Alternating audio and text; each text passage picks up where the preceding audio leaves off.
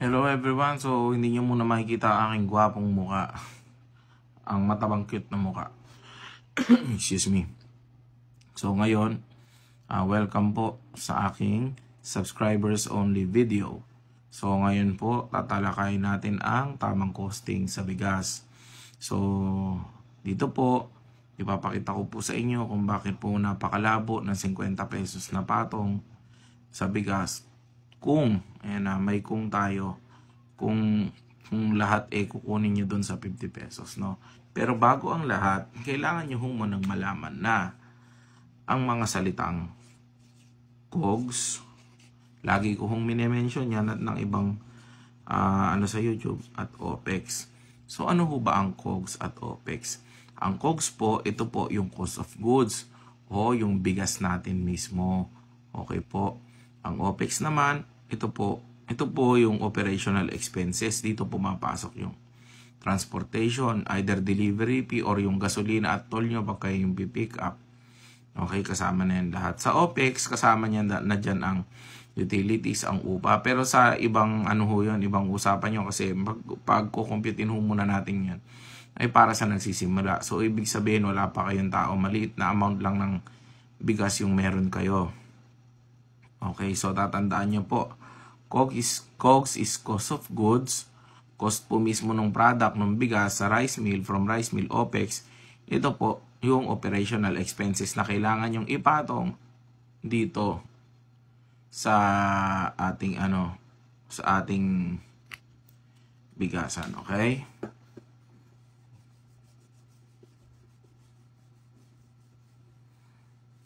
Okay. So, halimbawa po, ang COGS nyo, ayan na, diretso na, wala nang ano-ano, ay 950 pesos. Yung cost nung bigas. Yan. 950 pesos. So, yan po, yung puhunan nyo sa bigas. Ngayon po, nag-order kayo ng 15 na bigas. Halimbawa ay 15 na bigas po. Yung 15 na sako yung orderin nyo. So, paano po ba ang gagawin? Magpapatong na lang po ba kayo ng 50 pesos dyan para 1,000 nyo ibebenta yung bigas para mababa rin? Mali po yun. Ngayon, itong COGS na to, kukumpitin din natin yung tinatawag na OPEX, yung sinabi ko kayo sa inyo kanina, operational expenses. Ako nung nagsimula ako sa 15 sakong bigas, ang naging operational expenses ko ay ang gasolina at ang toll fee. So, inabot ako ng 700 pesos. Okay? 700 pesos yung OPEX ko. Yan, 700 pesos. Sa 700 pesos po na yan, paano ko po yan ikakarga sa sa bigas na binibenta ko? Kasi konti pa lang. Ganun ho talaga. Titiisin yung mahalang benta nyo. Nasa pagalingan na lang ho ng pagbebenta yan sa tao. So, ang ginawa ko dyan, yung 700 pesos, dinivide ko sa 15 na sako ng bigas. Ano ho ang magiging sagot dyan? Yan po malinaw po tayo ha. So, may calculator tayo dito. Okay, so, ayaw bumukas. Ayun, 700 divided by 15 is equal to 46.6 pesos. 1.6. So, ira-round up natin yan. Gagawin natin yung 47 pesos. So, sa bawat sako ng bigas, so, per sako ng bigas, ay mag-a-additional ho tayo ng 47 pesos. So, ano na ang magiging sagot dyan? So, 950 plus 47 is equal to 997 pesos. So, yan na po yung kabuang gastos nyo. Gastos nyo is 997 pesos na. Pero premium na bigas yung 950 ha. 997 pesos na yung bigas. So, isipin nyo nga ho, kung 50 lang ang pinatong nyo dyan, ano na lang matitira sa inyo? 3 piso lang. Nagigets nyo po? 3 piso lang. Okay. So ngayon, ito yung pinaka-cost. Ang ginagawa ko dyan, since 997 yan, ang ginawa ko, sige, ang expenses ko na ay 1,000. Nilagay ko na yung presyo ng bigas. Okay, burahin natin itong mga nailagay ko rito, ha. Sana nagte-take note po kayo. Okay. So, inisip ko na yung presyo ng bigas ay ginawa ko ng 1,000. So, wala pa akong tao nito. Sa bahay lang yung nag-uumpisa ako. Tapos, wala pa kung So, 1,000 pesos. Yan na yung COGS and OPEX. Actually, applicable na to pagka lumaki kasi papasok na dyan yung pagka madami naman kinukonsumo niya na rin yan eh. Okay. So, ang patong ko na pag-decide na nakapag-desisyon ako na magpatong ako ng 150 pesos. Ito yung markup ko na tinatawag. Sabihin nyo, ang laki. Hindi po yan malaki. Kasi po, itong 150 pesos na to, gusto kong maparami yung bigas ko. Kaya nga ho tayo nagne-negosyo para makapag-grow ng business. At para in the future, secured tayo. Okay? So, papatak ko ngayon na ang sako o is 1,000 plus 150 is equals to 1,150 pesos per sako. Yan po ang benta ko. Okay. Ngayon, mahal po ba yan? Hindi po. 1,150 divided by 25 kg is equal to. Kasi syempre, kung kuhanin natin yung per kilo, di ba? Divided by 25. Ang sagot ho dyan ay 46 pesos.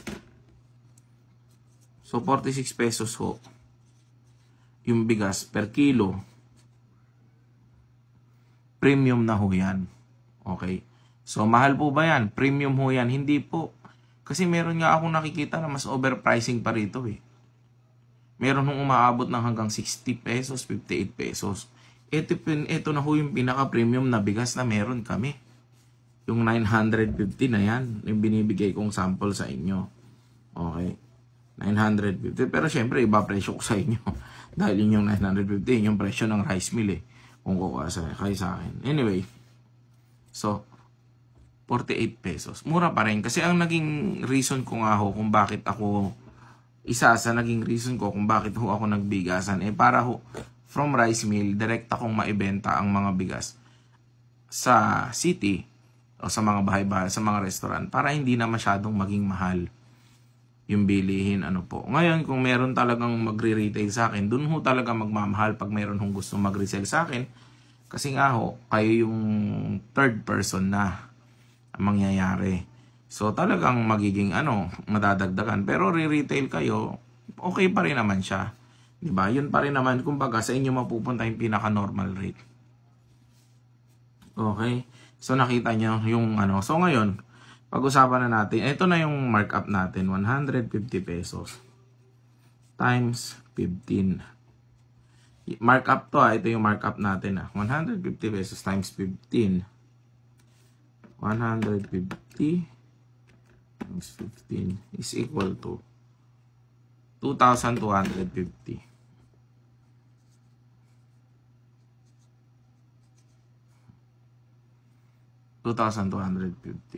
Ngayon naubos na itong itong 15 sako ng bigas. Halimbawa naubos na. Mag-o-order huli ako. Anong gagawin ko? So sa next order ko, dahil na ibalik ko na yung capital ko na 15,000, i-round up ko na lang na 15,000. Diba? Capital ko na 15,000, nadagdagan ng 2,250. Diba? So, pwede na ako ngayon bumili ng ilan? Ng 17 sako ng bigas. Yan na yung next order ko. Paano yung gasolina mo? Huwag kayong mag-alala kasi tinitipid ko yung gasolina ko. Doon sa, yung 250, tatabi nyo yan Sorry. Yung 250, tatabi nyo yan. Okay? Doon sa nakaraang 700 pesos ko na gastos sa toll at meron pang natirang gasolina, kaya pang makatatlong balik ata ng Bukawi yun. So medyo matipid naman yung sasakyan dala ko. O dahil din siguro sa driving habit ko. Anyway, ngayon yung 250 itabi nyo. Kung kukulangin ilagay nyo pantol kasi magkano ang toll fee eh. Diba? So 17 sako na. Imagine, from 15, nung naubos nyo, nagkaroon na kayo ng 17 na sako. Ngayon, halimbawa, yung 17 na sako, na ibenta nyo na. So, 150 yung markup. Okay. So, ito na yan ha. So, 17 times 150 is equal to 2,550. 550. Isipin nyo, di ba, nanganganak. Yan hula, ganyan yan yung kita niya eh. So, dahil naipasok na uli yung kinita, 17,000 plus 2,550 na kinita, meron na tayo ngayong 19,550. Okay. Sa 19,000, ilang sako na ang pwede kong mabili? 19 sako. Boss, may 550 ako. E di ilagay mo sa gasolina. Ganun talaga, ipaikot mo muna. Kahit na may natitira ka pang gasolina, idagdag mo lang hanggang mapuno para sa susunod hindi mo na iintindihin yung krudo mo. Sipin mo, from 15, meron ka na ngayong 19 na sako. Okay? So, burahin. Ngayon, ito ang masayang part. Halimbawa, every week nakauubos mo yan. 15 sako, halimbawa na sold out mo, i-times 150 mo na tubo. Okay, 150 na tubo. So, ito yan. 150 times 19 is equals to 2,850. 2,850. So, may tubo kang 2,850. Ngayon, 19,000 times. Ito, may mga sobra pa to. So, ibig kong sabihin, hindi yan eksakto na 19,000 kasi, di ba, may mga ano pa yan dahil pumapasok pa nga yan yung 50 pesos, pumapasok pa dun sa expenses mo, di ba, dun sa OPEX. So, may kita pa yan, di ba? So, dahil ganun yun, 19,000 plus 2,850 is equal to 21,850. Ngayon, magkano ba ang isang bigas? Okay, ito yung kinita mo na. Ito yung total sales ha, hindi yan yung gross. Kasi pag gross, tatanggalin mo na yung may mga tatanggalin ka na. Anyway, magkano ba ang isang bigas? Di ba po 950 ang isang bigas? Times 3. Try lang natin. Gusto natin magdagdag ng 3 eh. 3 na para medyo asensado na tayo. 950 times 3 equals to 2,850. Dahil hindi mo naman nga problema ang crudo dahil dito meron ka pang 50 pesos dito na pang OPEX mo. So pwede mo siyang ibuhos lahat. Diba? Ganun lang yung paikot eh. Basta invest mo lang lahat. So ito 3 na to. So ngayon ilan na ang magiging bigas mo? 19 plus 3. Ilan na yan? 22 sako ng bigas. So imagine, from 15 na sako, meron ka ng 22 na sako ng bigas. Okay? So pag naka 22, tingnan natin ito. Nakaka-excite naman. Ilan na kaya ang madadagdag natin? Okay. 22 na sako. Halimbawa, na ibenta natin na uli. Lahat. Gulo nito. Umiikot yung ko eh. 22 times 150. 3,300. 3,300. So definitely may susobra, di ba? So sabihin na natin 22,000. Kasi naibenta mo na yung bigas mo plus 3,300. Magkano na yan? That's already 25,300. May mga sobra dito. Pero sinasabi ko nga dito yun sa OPEX. Tapos may sobrang ganito. Pwede mo nang itabi itong 300. Tapos magdagdag ka ng 3. So ang mangyayari sa'yo from 22 sako plus 3. Meron ka na ngayong 25 na sako ng bigas. 25 na sako ng bigas. Ganun lang magpaikot. 25 na sako ng bigas na from 15 sako. Imaginein mo 25 na sako na. Ngayon, may 300 ka, itabi mo lang. Kahit na sabihin mo, ang liit naman. Hindi maliit yan kasi nagdagdagan ng 10 sako yung bigas mo eh. Ibig sabihin, kumita ka na ng 10,000 dun sa ano mo. Dun sa 15 bigas mo. Pero dahil nga gusto nating palaguin, gagawin natin, magdadagdag tayo. Ngayon may 25 sako ka na. Oh, pura. Dire-diretsuin lang natin to. 25 na sako times 150. 25 na sako times 150. Kaya nga sinasabi ko sa inyo na hindi dapat mababa yun. 3,750 yung kinita mo. Kita yan kasi may OPEX na itong 25,000 eh. O, 25,000 na puhunan plus. Dahil naubos mo to. Magkano na ngayon yan? 28,750. Anong uli ang gagawin natin dyan? From 25, magdagdag ka. Meron na tayong tinatawag. Tapos di ba? Wag na pala 3. Kasi di ba nung nakaraan may tinabi kayong 300. O plus 750 mo. So, ibig sabihin magiging ano to?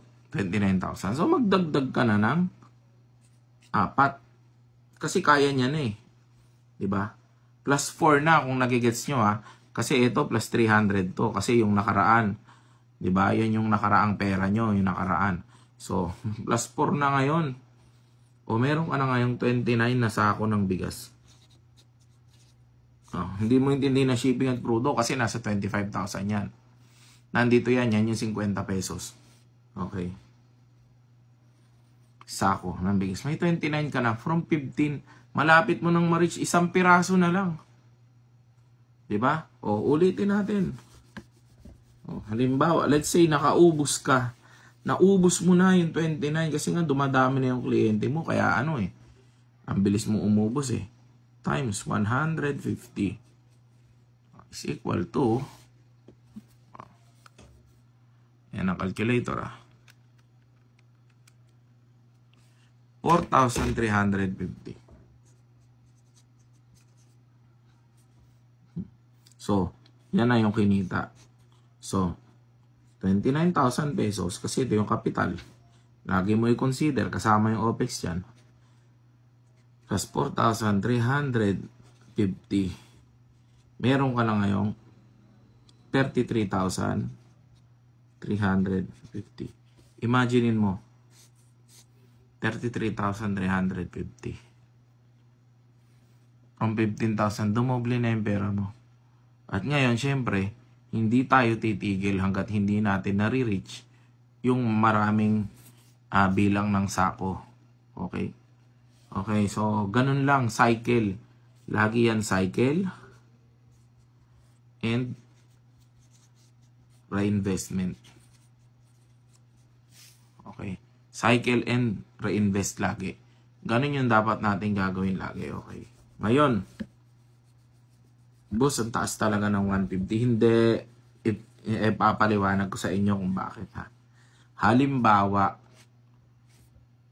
ang dami ng bigas mo, nagawa mo na siyang 300 na sako. Halimbawa, 300 sako. Siyempre, nakakapagod na yan. Hindi mo nakakayanin yan. So, kailangan mo na kumuha ng tao. So, ngayon, ito yung computation yan. 300 times 150 is equals to yan na, 300 na sako. 300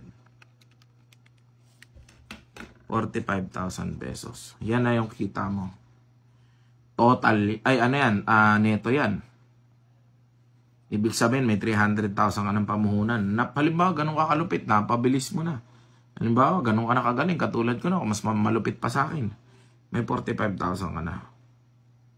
Kumikita ka ng ganito kalaki, pero hindi mo na kaya yan. So ngayon, sa 45,000 na to, alam mo kung magkano lang matitira sa yan. Kaya nga 150 yan eh. Okay? Yung 100, yan na yung magiging markup mo na bago.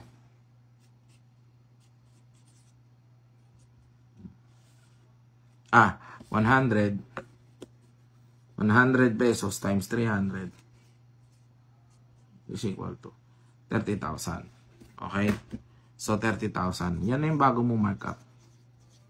Uy, 30,000. Malaki yan, ha? Pag nakakaubos ka ng ganyan sa isang buwan. Oh. Maliban lang, gusto mong idagdag pa yan sa bigas or sa iba pang business. Pero kung ako nga ang tatanungin mo, lagi ko lang yung i-reinvest. Pero tuturuan ko rin kayo mamaya mag-budget ng iba, no? So, boss, tatanungin natin, saan napunta yung 15,000?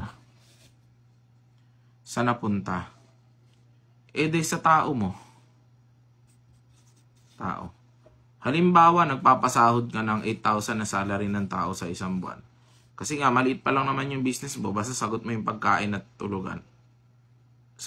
Pagkain niya, tsaka yung mga kung anong extra pang merienda, ganon. So, 8,000. Sabihin na natin 9,000 lahat kasama merienda. May matitira ka pa sa 15,000 mo na magkano? 15,000 minus 9,000. 6,000. Matitira ka bang 6,000? Anong gagawin ko rito? Siyempre, dahil malaki na yung bigasan mo, maghahanap ka na ng stock room mo o ng bodega mo. O kung kaya mo humanap ng sobrang murang upa na 6,000 lang, maghanap ka na para may pambayad ka na.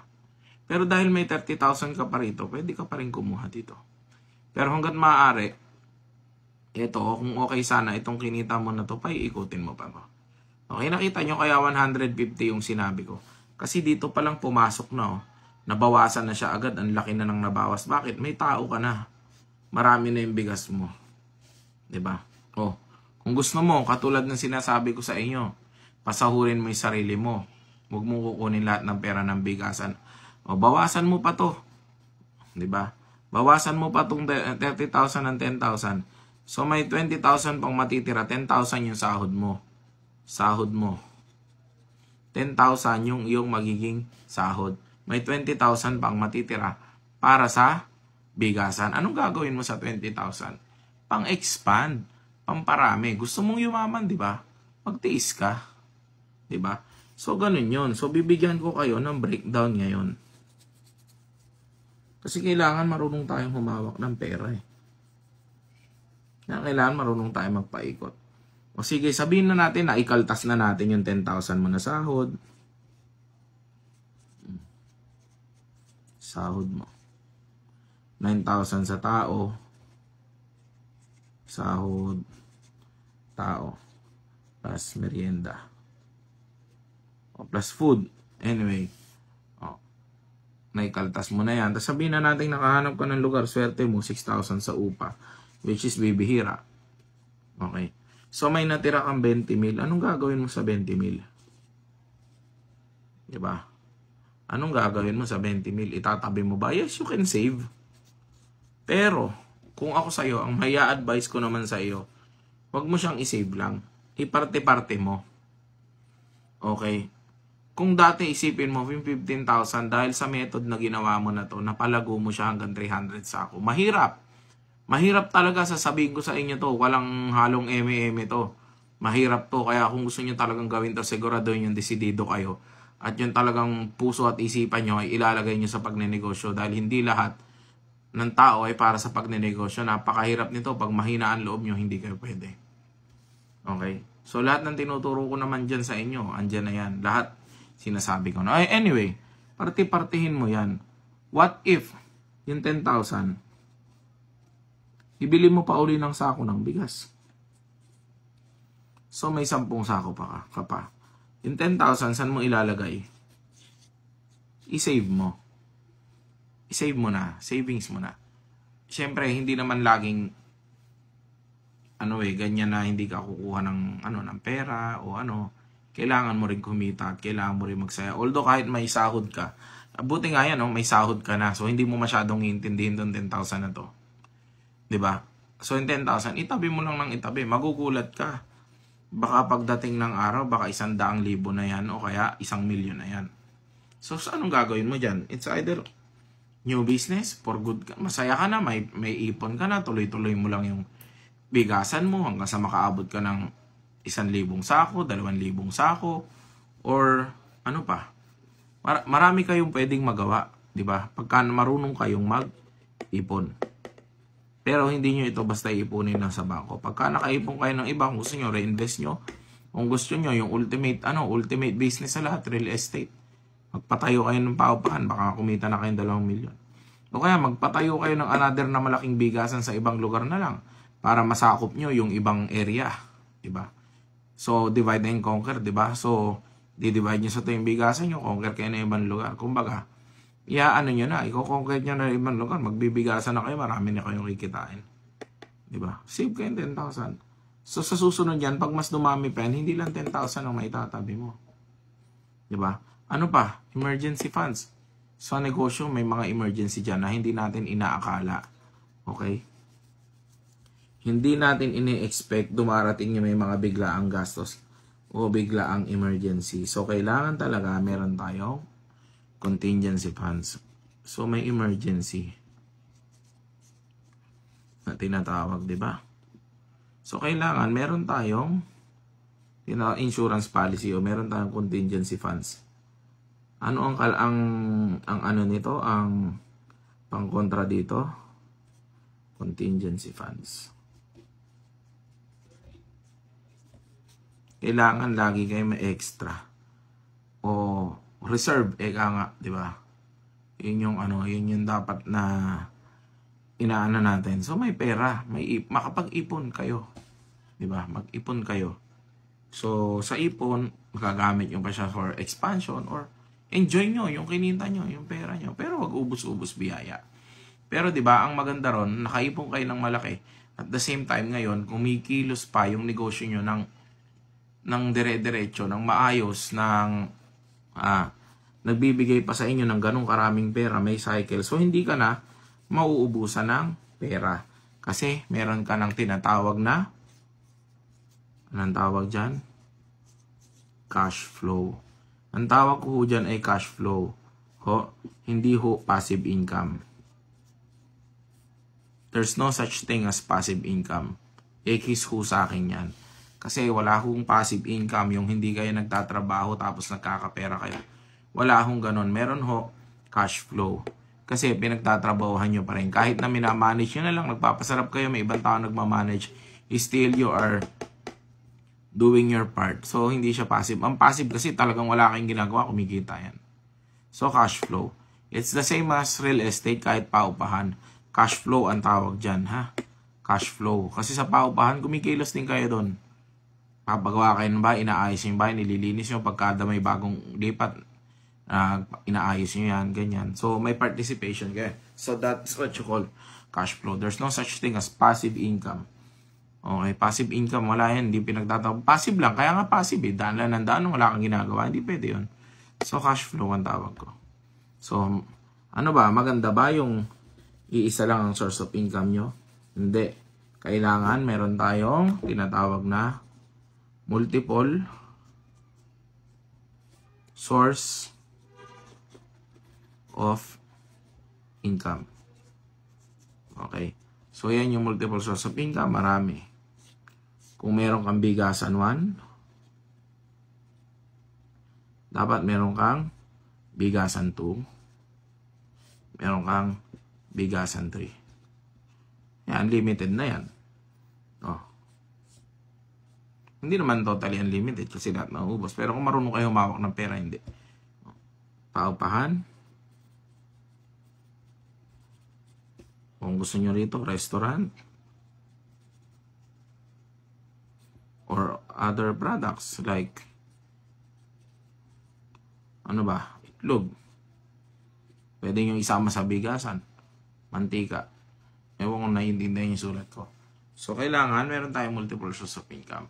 So, doon papatak yan, di ba? So, ganun lang yung pagkukosting sa bigasan. So, hindi talaga pwede yung 50 pesos. Kasi nakita nyo, yung 50 pesos na sinasabi nila na 50 lang ho ang patong ko. Yung sinasabi nilang 50 lang daw. Yung 50, ano nangyari? Nilamon ng OPEX. Di ba? Si Pacman yan, oh. Nilamon ng OPEX. Di ba? Gutom to lagi, eh. Yan, oh. Para yung pirana. Nilamon ng OPEX si 50 pesos na markup. Natira sa'yo 3 piso. Anong gagawin mo dyan? Unless, okay, may unless tayo. Halimbawa, sa supplier kayo kumuha, hindi kayo nakapag-direct sa rice mill. Binentahan kayo ni supplier ng bigas for 1,100 pesos. Siya yung may access, mas mura yung kuha niya. For 1,150. Sige, sabihin na natin. Kasi, 1,150 pesos. Anong gagawin mo ngayon? Wala ka naman nang iintindihin dito. Kasi ito, nandito na lahat yung tinatawag na OPEX at COGS. Ano to? Delivery. Napakalaking bagay po kasi talaga ng transportation. Pahinante. Sila na yung magkakabada. Napakalaking bagay kung nanlaro ng transportation sa pagbibigas. Okay? Isang malaking factor po yan na nagdidikta ng presyo ng bigas. Lalo na po ngayon na napakamahal na ang presyo ng krudo at napakamahal din ang bayad sa mga tao. So, 150, ang taas na nito, anong gagawin mo? E di ano pa ba? Katulad nga na sinasabi mo, magpatong ka na lang ng 50. Malinis na sa iyo yun, eh. Diba? Lumaki man o ano yan, o magpatong ka ng 50 pesos. O diba? O plus 1,150. O edi 1,200. Mahal po ba yan? Hindi po. Hindi po. Paano kung nasabing hindi? 1,200 divided by 25, 48 pesos. Parang ganun din yung pumatak. Diba? 48 pesos per kilo.